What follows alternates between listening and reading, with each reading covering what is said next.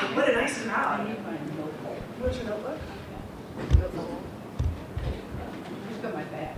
Who's got her bag? It's hard to get good help. Hey, now they've been perfectly organized and charming all day. She's mine, not yours. Glass half full, glass half full. I guess we're gonna let's have these folks come on in and have a seat. Welcome everybody. For the folks that just came in, if you have a question for the governor, we're going to do a written question format, and we do have cards over here on the table. If you'd like to write your question down and put it in the envelopes, and then our moderators will organize those questions and ask her in an orderly fashion. And she is taking questions up until 6:30. She's got 6. Oh, 6, never mind. Welcome all. I love to see this big crowd. This is so exciting. Thank you so much, everybody, for coming. Give yourselves a round of applause. My name is Joyce Holt. I am chairperson of the Salina Area Chamber of Commerce Board of Directors. And on behalf of the Board of Directors and the Chamber staff, we welcome you and the governor and her staff, who all of you have just been perfectly charming and lovely today. Thank you so much. Our moderator tonight is going to be Jason Dietz. Jason is a reporter for the Salina Journal. He was born and raised in Salina and graduated from Salina South High School in 2010. Jason studied journalism at Kansas State University and worked as a reporter in Junction City. And so then I'm going to introduce our lovely governor.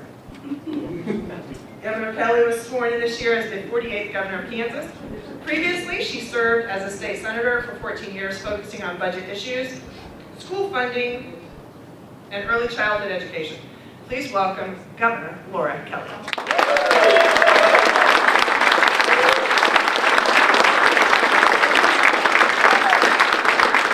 Well, it is just wonderful to be back here, and I mean it. Be back here. Not only was I here during the campaign, but I actually lived here in Salina from 1986 through 1987. My husband and I moved from Denver. He took a position with the Salina Clinic, which I don't believe is here anymore. And I was the first executive director for the Kansas Recreation and Park Association, and my office was under the stairs in the old memorial. And I got that job because Don Jolly was your director of Parks and Recreation. And I actually knew Don because I was very involved with the national professional organization. I came out of the therapeutic recreation world.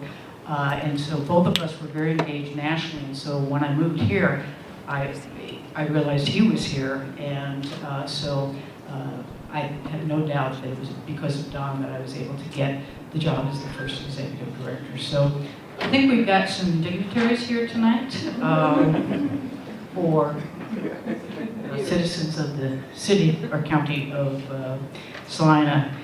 First, where did Joyce go? Thank you for the great introduction. Don Weiser, is he around? Okay, he's not. You know who he is. You're CEO of the chamber. And then Eric Brown is. He's coming also.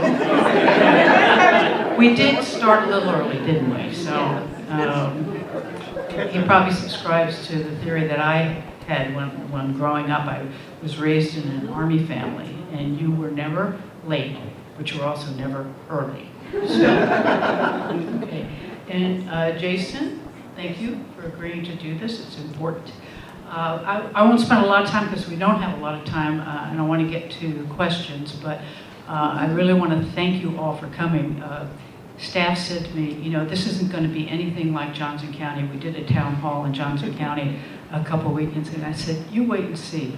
Because every time I came to Salina during the campaign, you know, it was standing room. So I know, having lived here and then having been back several times, how engaged and well-educated Salinians are. So I'm glad you're all here. I think what we ought to do is probably just go right into questions and use our time wisely.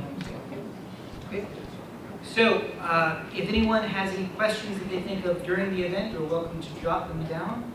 We will be organizing them over here. I'll be working with Taylor from the governor's office. Oh yeah, I should turn on my secondary mic as well. Yeah, I will ask your questions to the governor. Any questions we don't get to today, the governor will answer over social media over the coming days. We also have information about how to contact your local representatives and how to get a hold of the governor through her social media accounts as well. So, to begin, Governor Kelly, it's been a busy legislative session. Could you just give us a quick recap? I can. I can because they really haven't done all that much.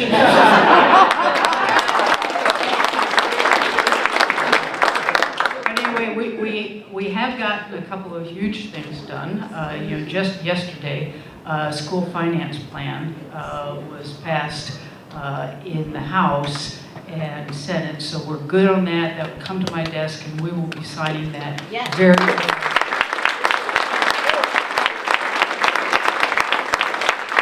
Really pleased with that, and I'd like to give a shout out to my Senate colleagues in particular on this one. And Randall Hardy wanted to be here, but one advantage of not being in the legislature, I would just stay there and wait for them to come back in and do stuff. So he's there, they're finishing up business, and then they'll take a break and come back in May to wrap it up. But the Senate really came along and bought onto the plan, the school finance plan that we presented, which puts about another $90 million into our education system. We 2 years ago we put a little over $300 million in. Last year we put over $500 million in, and now the court said that's pretty good, but you need to come back and take care of the inflation factor, which we did not account for in the 18 session. So that's what the $90 million does. It accounts for inflation. That's what, if you read the Gannon case closely, you'll see that that's what the court wanted. So we're very comfortable that when we send it over to the court, the Attorney General is preparing the briefs now. He'll be taking those over there April 15th. And I'm very confident that the court will say this works. So I don't think we'll get out of court. I think they'll continue to hold on to jurisdiction on this case. If I were them, I would too, because this isn't the first time we've been there. We had the Montoy case in 2005, and for 2 years we funded it, and then for the next 2 years we couldn't because of the recession, the Great Recession. But then after that, we didn't start to restore funding, even though the recession was over. What we did instead was, if you all recall, the reckless tax experiment. So we're good on schools so far. Medicaid expansion, we're getting there. I'm cautiously optimistic that when they come back for the veto session, May 1st, the House has already passed Medicaid expansion. The Senate needs to do that, and I'm seeing some movement on the part of the Senate. I think they understand the inevitability of this, and so I'll be working with some of them over the break to put together a plan that they can vote for. So hopefully we'll be able to get that done then. So the other big thing that happened is that there was another tax cut bill that was presented, Senate Bill 22. What that bill would have done is to make a sharp U-turn right back into the ditch. So I did veto it, and to date,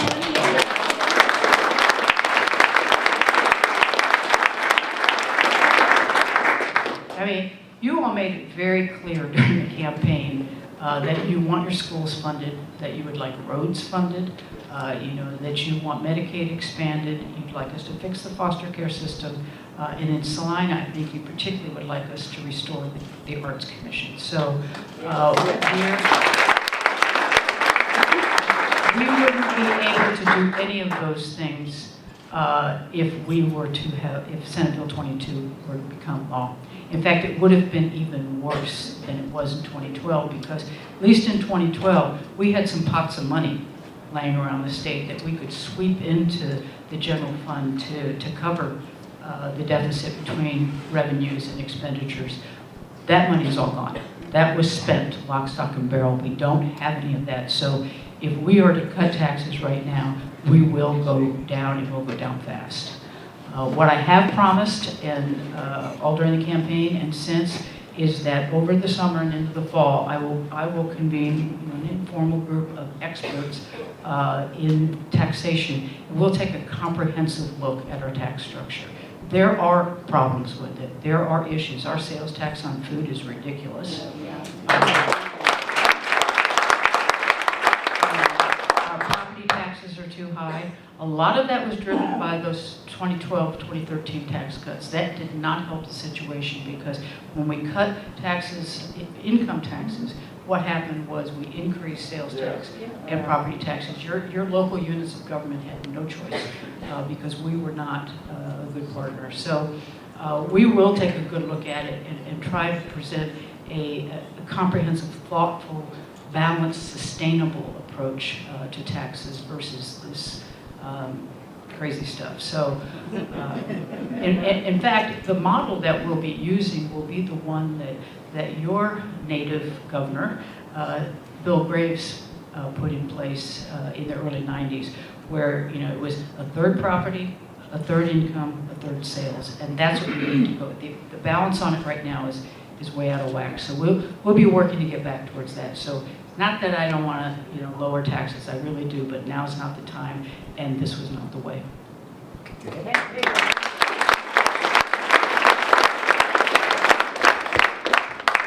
Hey, Governor Kelly, what can be done to provide more mental health and social services that are needed by our youth and their families?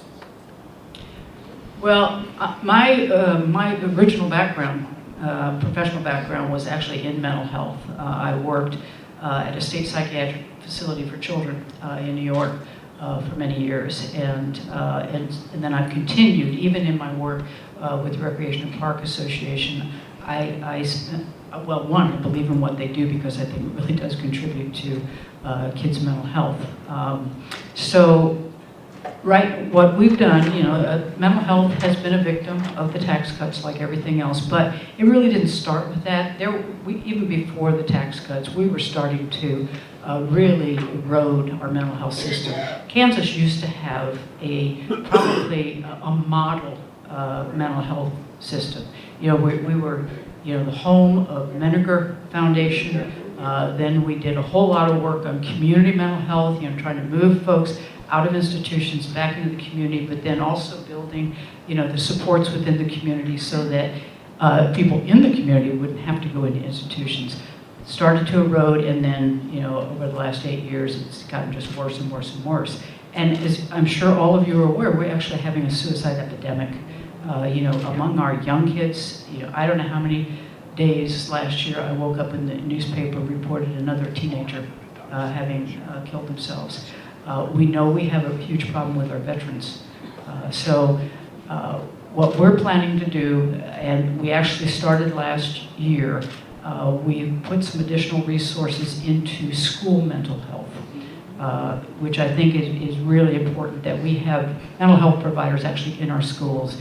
We know it's really easy for kids to get lost between school and a therapist's office, so putting those services in the school where the kids are, I think that will help, and we need to expand that significantly. This was a pilot program, but we need to do that. I've been working for the last couple of years with our mental health world, our community mental health centers and our advocates, and with other, at the time, legislators. We've been working to really put together a strategic, comprehensive mental health plan that deals with those issues on the continuum, from prevention to hospitalization to discharge and beyond. So we're continuing to work that way. Everything that I do budget-wise will be directed in making sure that we're able to sort of fill the gaps in that continuum. We have done some work also on crisis centers and trying to move out-of-state hospitals as the only place you can get residential treatment, and move it more into our regions so that people can get that care close to home, close to family, close to work. because otherwise discharge is not as likely to be successful. So we're working on those kinds of things. Resources are a problem right now, but we're doing what we can with what we've got, and that's certainly on the list of critical areas that we need to address. Last session, Kansas enacted a law prohibiting people convicted of misdemeanor crimes and those subject to active domestic violence restraining orders from possessing guns. But without a law requiring these abuses to turn in their guns, they already have families in Kansas that are still at risk. Do you support HB 2406 that would, and what will you do to make sure this bill moves forward this session to protect women and families from domestic abusers with guns? Yeah, I'm never good at bill numbers, but I think 2046 is Oh. actually, well, I think what that bill does is extends what we did last year to include partners. You don't have to necessarily be married to somebody who could be held accountable under that law. So I think that's what it does. I'll be honest with you, it's having difficulty in the legislature. We still need to push on that. But yes, I do support it. I supported the bill last year. And I would support a number of other common sense gun reforms.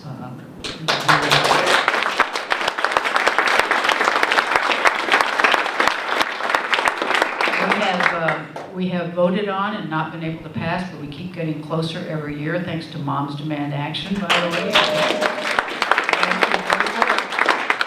But this is another area where I pledged to bring together all the stakeholders in this: mental health professionals, law enforcement, educators, parents, and bring folks together and again put together a very common sense gun policy for Kansas.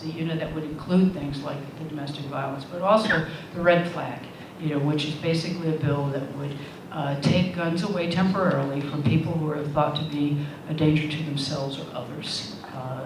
We could probably prevent some of the suicides if we can take guns out of particularly for men, boys.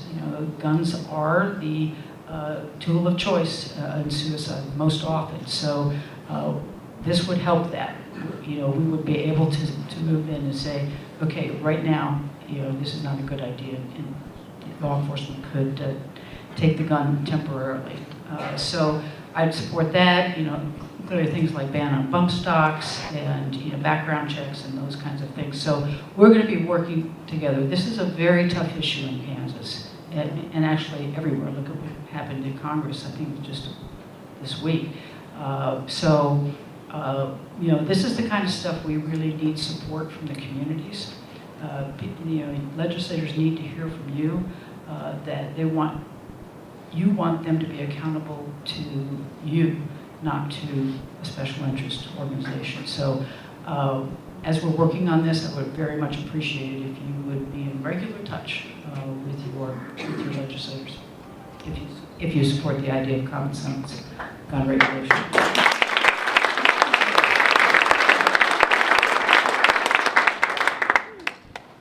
How can you make headway for your agenda against such determined Republicans in the legislature? I already have.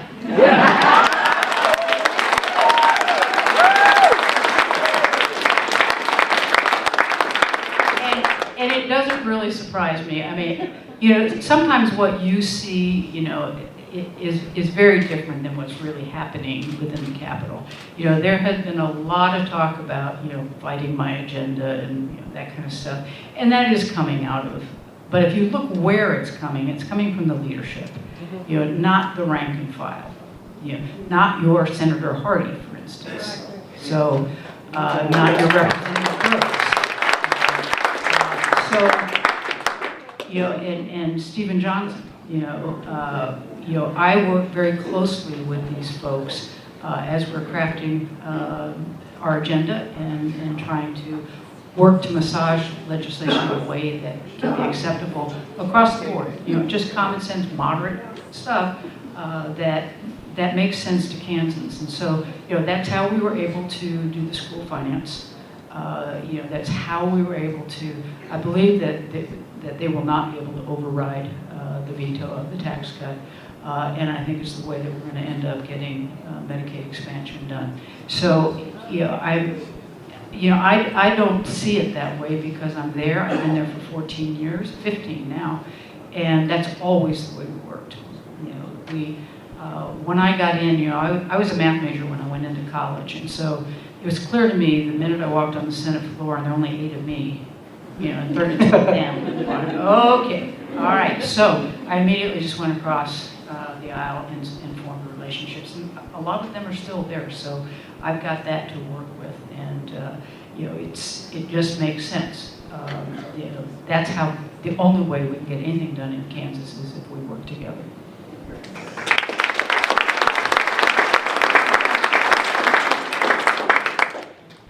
Okay, so this constituent, first of all, just wanted to express that they are very happy that you are our governor.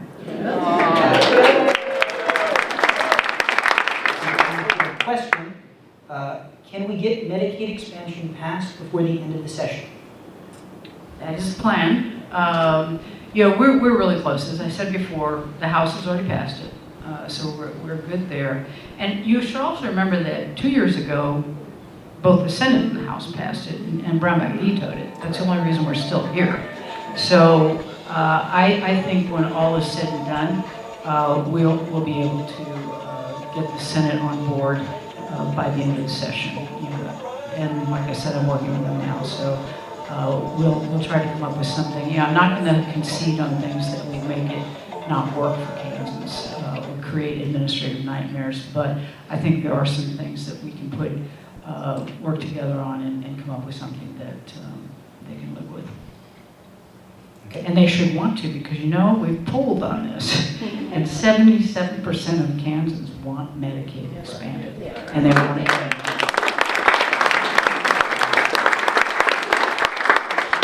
I'm not sure he did it, but one of my former colleagues, my minority leader, today, I think was going to create a ticker that showed how much money we're leaving in Washington, D.C. every day. I think, obviously, some of you know this, I think it's about 1.9 million per day. Yeah, so we've already left over $3 billion, and there's 3.2 plus back in Washington, D.C. that's gone to other states, take care of their people and grow their economies. So it's time, and I think we'll be putting the pressure on those folks to respond to the fact that it's not only a good thing for Kansas, it's good for our economy. Right to work legislation has severely damaged working Kansans' ability to bargain collectively. What measures would you support to strengthen workers' rights and union power? The first thing, and we're already starting to work on this, over the past 8 years, workers' rights were really stripped from state employees. We now have 75% of state employees are unclassified. That means they have no civil service protections. They are hire and fire at will. There was a good reason civil service protections were put in place years ago, and that's because government jobs in particular can often be real patronage kinds of things. And if you vote for the right person, you get the job. If you don't, you don't. So there were very good reasons why that was put in place. But systematically over the last 8 years, either job classifications were changed or people were, I would say, they were sort of forced into a situation. We didn't give them any pay raises for about 10 years.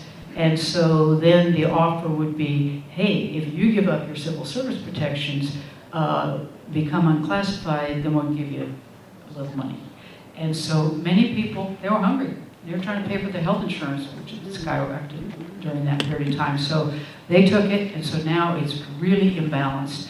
It's not easy to put that back in the box, so we're working on it. I've got, I don't know how many of you know Dwayne Gosen, but Dwayne, yes, Dwayne's fabulous. He was Secretary of Administration in the Sebelius but also in Graves, budget director for both Graves first and then Sebelius. And Dwayne agreed to come back to at least, he's not going to stay permanent. I wish he would, but he's there now and working on a whole host of things. But one of them is trying to figure out what we can do to reinstate protections for employees. There are other things that come up through the legislature that are sort of labor related. I think the fact that we have put folks over the Department of Labor back as work comp director, who are, I don't want to say that they're not enemies of business, but they're also not enemies of labor. And I think that that's sort of what we've had. And so I think we can get back to the balance of labor interests, business interests, and helping them work together. I think this might be a bit of a softball for you, but what is being done to renew statewide support for the arts? John, is that you? I do think that in the budget, which has not been passed right now, that there actually is about another $300,000 that's been added to the creative arts industry budget. That's not enough, but it's a start. And I also will be looking, as we go forward right now, we just need to get all this stuff cleared off and get the legislature to go home so we can start looking at some things. And one of the things I want to do is to look at how we structure the state's approach to the arts. We did have the Arts Commission. That was disbanded years ago by Brownback. And they created something else that I'm not sure it's very effective, and it certainly hasn't been funded particularly well. I think their budget was about the same as the Film Commission was, several years ago, and then they just extended, just threw the arts in there and said, okay, now live off the $178,000 we're going to give you every year. So we are working on that. I value the arts a lot. I remember when I lived here, Salina was so impressive in what they did. I always thought of it as sort of indigenous arts, and beyond just the photography, painting kinds of stuff, but your community theater is unbelievable. The Smoky Hill River Festival was started when I was living here, and it was just very, very impressive. And I saw what a difference, and I saw this later when my kids were doing ballet, what a difference a $2,500 grant could make. It really makes a difference about something happening or not happening. So I value it. We'll work on it. I'll get to it as soon as I get the foster care system fixed. So this one is not a question, but this writer says that you have a standing invitation to visit Cottonwood Elementary School here in Salina.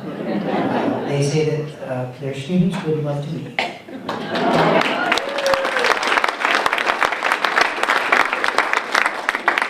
Well, and if the opportunity presents itself, I'll do that. I got a cute tweet today from, and I don't tweet, by the way, just no fear.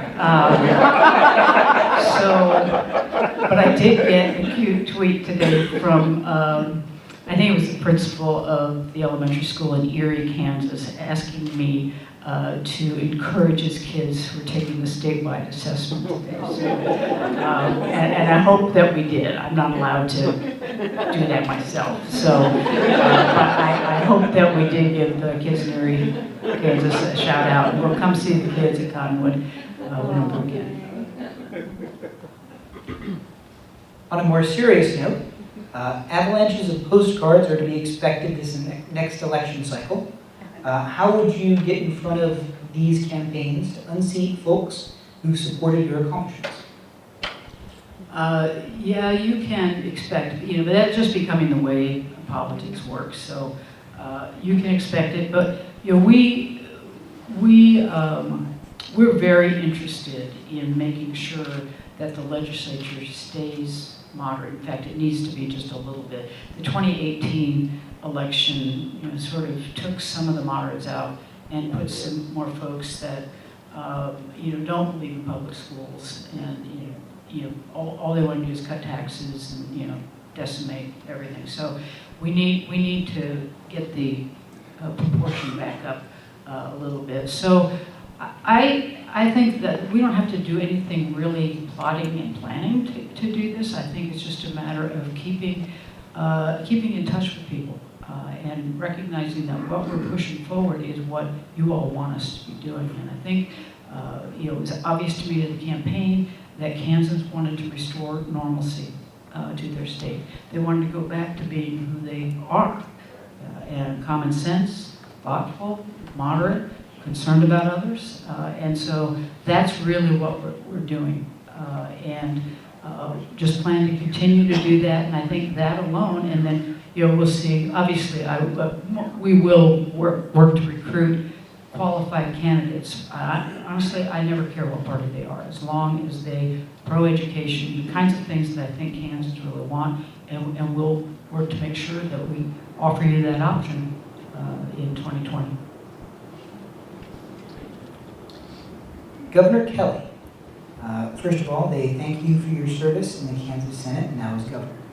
Public Service Recognition Week has been celebrated nationwide the first full week of May since 1986. Kansas governors annually publicly acknowledge their appreciation of all public servants in the state, until former Governor Brownback stopped 5 or 6 years ago. Will you resume public recognition and appreciation of the public's workers? As a practical demonstration of that much deserved respect and appreciation, what steps will you take as the chief executive to reinstate and strengthen due process for all government employees? I think I sneaked in 2 there. So. I thought I was just going to have to do a proclamation or something. Piece of cake, we got that done. But, I did not vote to strip teachers of their due process, and that is something I would like to see reinstated. I think, fortunately, most of our school districts are decent, boards, and recognize the importance of protecting teachers or being fair to teachers. And so I think it hasn't created as many problems as it could have. But I think we need to make sure that should we get a rogue school board or whatever else, that there are those protections back in place so that teachers can do their jobs. So we'll work. I think there might still be a bill in the legislature right now that would restore due process. I don't think it was passed yet. What I don't know is whether it's been killed yet. So we'll see. But that's obviously something that will be on the radar screen for me, and I will sign it if I can get it. So this questioner states that one good thing Brownback did was a long-term water plan. What are you going to do to continue or refine it? Well, it's a lovely plan, but there's no money put towards it, and that's part of the problem. And so, I have been during the campaign and since, we've really been looking at what we can do. One thing I want to do is, we have so many agencies in the state that touch on water, and they don't talk to each other particularly well. And so we need to bring all of them together and look at the plan, because actually the plan is pretty good. But it's a matter, it's all in whether the resources are there and the implementation. So we will be addressing that and looking at our water authority, making sure that we have people on there who are concerned with the future of water in our state, not just necessarily the use of water, but making sure that we're talking about sustainable. So yeah, it's on the radar. We obviously, that's probably the most important thing. Well, it's fundamental. And I'm just touring the floods up in Northeast, and boy, wouldn't it be nice if there were a way to sort of move that west and stick it in the Ogallala. So this question comes from someone watching on Facebook Live. What is being looked at for restoring and improving the Kansas film tax credits? Right now, nothing specific that I know of. I know we dealt with that issue years and years ago, and it's a tricky one because you have to make sure that you're going to get a return on your investment. What I'm planning to do, I got a wonderful Secretary of Commerce. I don't know if you all have had the opportunity to meet David Tolton. You might have been reading about him because he's sort of getting beat up pretty bad. I thanked him the other day. I said, David, you took all the bullets they had, so everybody else is sailing through cleanly. So anyway, so David's got the expertise that extends well beyond just some of the stuff that he's done. So I'm sure that as we get to that, we're having to sort of approach things in a triage, because we spent 8 years shredding everything and damaging. It's very broad, very deep, and so that's what we've been doing right now is approaching things. But what are the critical issues? And we settled on obviously our schools, Medicaid expansion, roads, broadband, some of the things that will help us build our economy, so that we'll have the resources to take care of some of these other issues. So, it's one of those things I'm thinking about, and we're going to be looking at how we're dealing with our whole tourism, the arts, humanities, all of those kinds of things, and try to give it more heft and shine more light on it. And obviously the tax credits will be one of those kinds of things that gets discussed, but I'm not having those conversations right now. So certainly one topic that is on the minds of a lot of voters is healthcare. Small businesses pay more for healthcare benefits than large employers. What is your stance on association healthcare plans? I've never been a big fan of them, and partly because they're often designed in a way that they really don't provide the kind of healthcare coverage folks need. And so it would depend upon how they're designed and whether they cover pre-existing conditions. What do they do about lifetime caps? I'd want to know they cover mental health services. So it has to look at the content of them, and the ones that I've seen over time have never been that robust, and so that's been my problem with them. But I do understand the need. Healthcare costs for individuals and employers is bad. I mean, it's very high. It escalates much too quickly. We need to look at those kinds of things, but the truth of the matter is some of this stuff can only be done at the congressional level. They need to pass a law that allows us to negotiate with the pharmaceutical companies. We can't do that. And we know that that's a huge driver. I think Medicaid expansion, quite honestly, would help a little bit because right now, our hospitals aren't getting compensated for care. It used to be before the Affordable Care Act that our hospitals were receiving, pretty substantial they're called dish payments. Basically, it's payment for, charity care. But the Affordable Care Act assumed that Medicaid would be expanded, and so the need for dish payments would go down. So, if you remember, the court ruled that we couldn't mandate it. So states didn't expand Medicaid, but the dish payments went down. So, that's one thing. If we can expand Medicaid, we can start compensating those hospitals for some of that care that they're providing. And they're going to provide it anyway, whether they've got coverage or not. Governor, since taking office, which service areas have you found to be in worse shape than you had believed when taking office? All of them.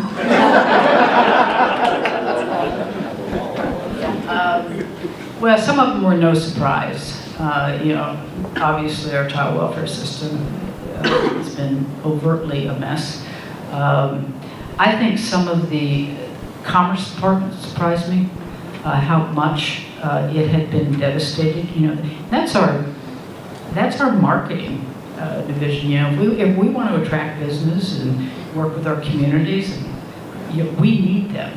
And we went in there, and the whole international division gone, essentially. So we're starting to put that back together. Yeah, it's really important. You know, we have lots of trade. I mean, you know, those of you who might be farmers, you know, if we don't have the ability to export, it's, you know, and those markets are there, it causes great problems. So, you know, we're working to put our international division back in place, and we've already started to meet with a number of countries, whether you're talking about Mexico or Canada. Cuba was in today, and you know, we're starting to Japan. We're starting to really build that back up so that we can grow our trade markets and help our businesses here. So that commerce was a surprise about how bad it was, because I thought, you know, if anything, you know, a Republican governor would want to do, you know, want to assist business. So that surprised me a lot. And then, you know, there are just other places you know, the number of no-bid contracts that we have. I mean, I know it was bad. I didn't realize how bad. And so we've got a lot of cleaning up to do, because, you know, these are things that are costing you all money, and you're not getting a good return on the investment. So we are reviewing all of those right now, and we will do what we can to get out of them if that's the way we ought to go, modify them or renegotiate them. We will do all sorts of things to try to make sure that we are getting what Kansans deserve. So that was more widespread than I thought. And I could go on, but we'd use up all the rest of the time. So this is another question from Facebook Live. Shout out to all of you watching online. What is being done to protect the rights of LGBTQ plus members of communities? Also, I believe there was a bill that was introduced to add protections for sexual orientation and gender identity to state law.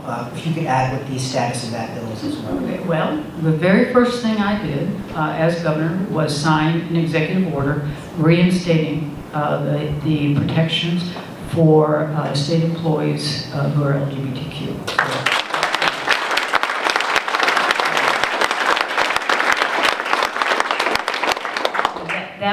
That was instituted by Governor Sebelius, rescinded by Brownback, and so that is back in place. So that was the first thing that I did. And I did that for a host of reasons. One, because I don't believe in discrimination of any sort against anybody. But two, because it was hurting our state economically. You know, we had companies who wouldn't look at coming to Kansas because of those kinds of policies. You know, we watched what happened in North Carolina when they did the bathroom bill, and there were companies that were packed up, ready to go. They said, never mind, we're not coming. The conventions right and left canceled. So it has huge economic impact on your state when you have those really regressive discriminatory policies in place. In fact, I get somebody from Amazon. You know, we've got an Amazon distribution area over in Johnson County, and somebody from Amazon came and thanked me for having done that, because they couldn't recruit people to work there as long as we had those kinds of policies in place. We need to keep working on it. I know that there's been legislation that would extend those protections across the board. I don't know where that is right now, but it is clearly something that we probably ought to do if we want to grow as a state and keep our young people here, or attract young people. You know, it's very, very.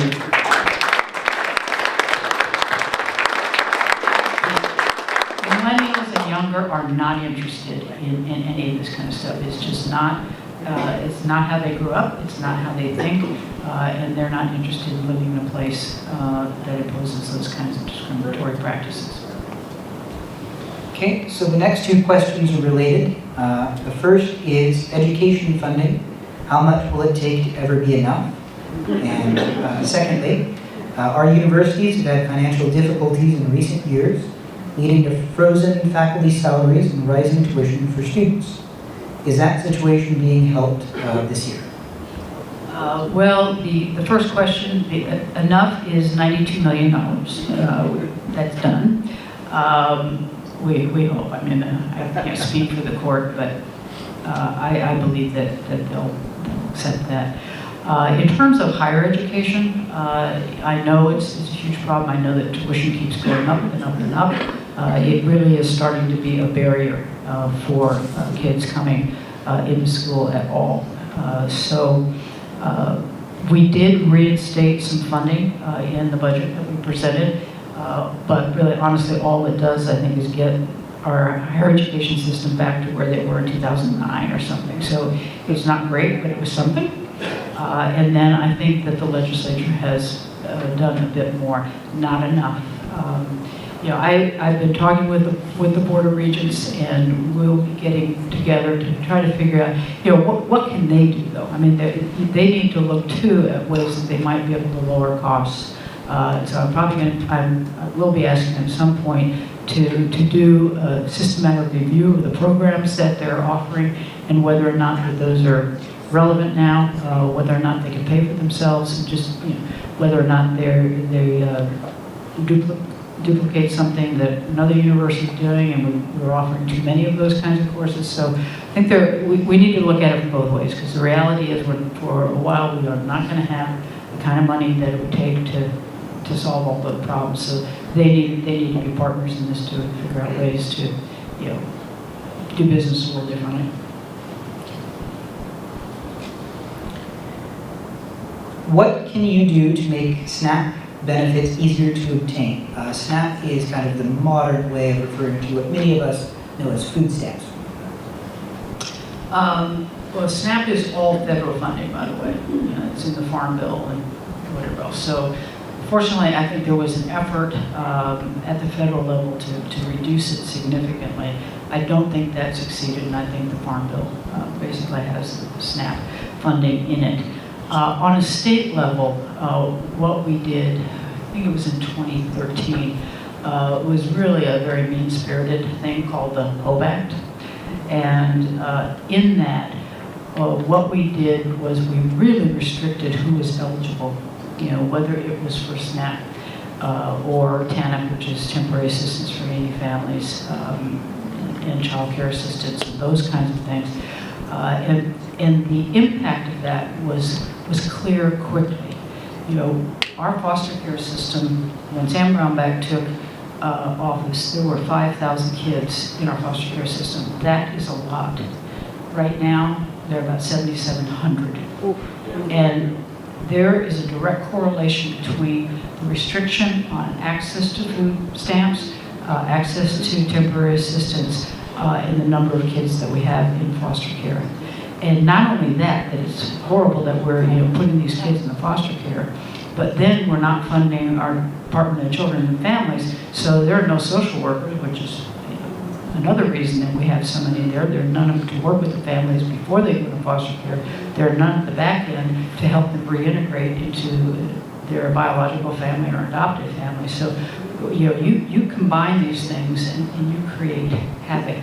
And you cost the state more money, because I'll tell you, it's a whole lot cheaper to feed a kid than to take care of a kid in foster care. So that's something that we have to reverse, and we're working on.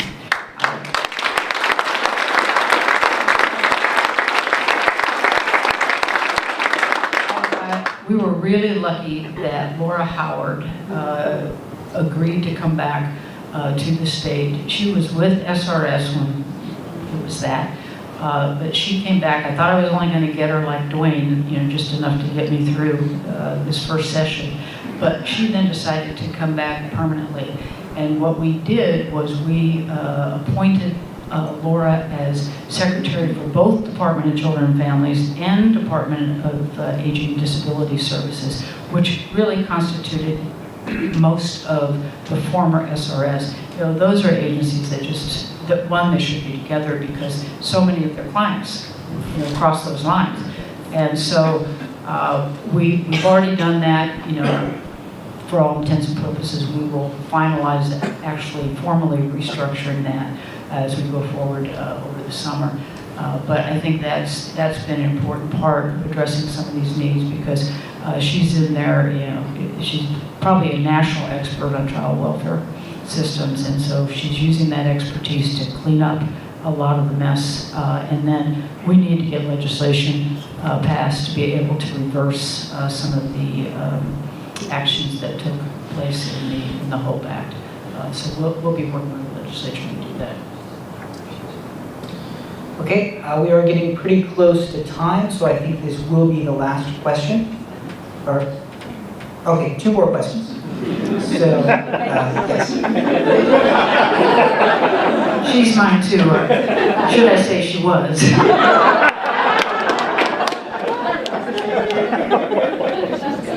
So what would you like to see in the future regarding the sales tax on food/groceries? Would you like to see it reduced or eliminated? Love to have it eliminated, but that's not going to happen. Don't get too excited about it. No. I mean, it's something that we need to address, but the reality is, if you look at it, I think we probably collect close to $400 million through that. So if we were to just eliminate one fell swoop, we'd be doing what the tax cut would have done. So can't do that because while it might make food a little cheaper for people, it also would shut their schools early, and make sure we don't have any roads going into our communities and all sorts of things. So for the greater good, we're gonna leave it where it is for now. But that will be part of our comprehensive look at our tax structure. And I recognize that it is way too high. And we will be working on that. I don't know what our revenue situation will be next year. That's one of the reasons I asked people not to vote for a tax cut, because they didn't know what they were voting on, because we really don't know the full impact of what we did here in the state in 17, what the feds did in 18. So we'll know that probably around October when the federal when corporate returns are all in. That's the time that we can really take a look and start to restructure things. First thing I'd want to do would be something on food sales tax. That's the most onerous of all of them. And there are different ways to do that. It could be a reduction, but 1% reduction isn't going to make much of a difference in anybody's lives. But we could reinstate what we used to have, which was the food sales tax refund, so that people, low-income folks, really made a difference. They'd get a check, and it might be a couple $100, which that makes a difference. That's buying your kids new shoes for school. So we may look at that. I don't know. I'll let some folks sit around the table and we'll work out all those details. But there are ways we can address it. Okay. So, Governor Kelly, in all seriousness, are you having fun? In all seriousness, I am. Let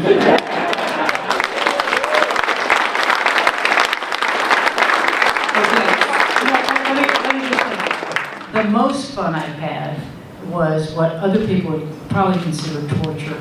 But during the transition period, I spent 10 days in a windowless room over in the Landon building, going line item by line item through the budget. And you know what was fun? I didn't negotiate with anybody. Yes, no, more, less. It was great. Weirdly, I like doing that kind of stuff. So yes, I am having fun. I didn't think I would like this. I never really wanted to be governor. I loved being a state senator, and there are parts of that I miss a lot. I miss that sort of spontaneous collegiality that I was able to establish with those folks. There are no other governors, roaming around, so it's a little bit difficult. That part's a little bit different, but what's really nice is, and I know it's because so many good people have agreed to come back to work in Kansas, and I can see state employees who are gifted, but felt restrained or even intimidated for all of these years, and didn't have the leadership that they needed. And to watch them all responding, and morale just elevating again. That's fun. That is fun.